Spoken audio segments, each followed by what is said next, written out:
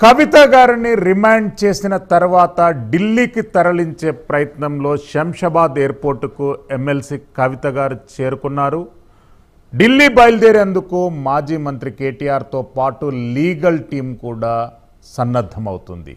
Hide political drama మధ్య ED అధికారులు MLC కవితను 4 గంటల పాటు ఆమె గృహములో వివిధ రకాలైనటువంటి సెర్చ్లు నిర్వహించి 18 మొబైల్ ఫోన్లు స్వాధీనం చేసుకొని ఈడీ కస్టడీలోకి తీసుకుంది.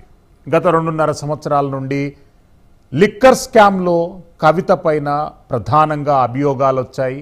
130 కోట్ల రూపాయల మనీ లాండరింగ్ కవిత చేతుల మీదుగా జరిగిందనేటటువంటి విశ్వసనీయ సమాచారాలతో గత కొంతకాలంగా సిబిఐ ఈడీ విచారణ పేరుతో ఎమ్మెల్సీ కవితను ఢిల్లీలో వివిధ తరహాలలో విచారణ జరపడం జరిగింది. శంషాబాద్ ఎయిర్పోర్టుకు చేరుకున్నటువంటి కవిత ఢిల్లీ చేరుకున్న అనంతరం అక్కడే వైద్య పరీక్షలు నిర్వహించి జ్యుడిషియల్ రిమాండ్ సమక్షంలో రిమాండ్ చేసేటటువంటి అవకాశాలు ఉన్నాయి.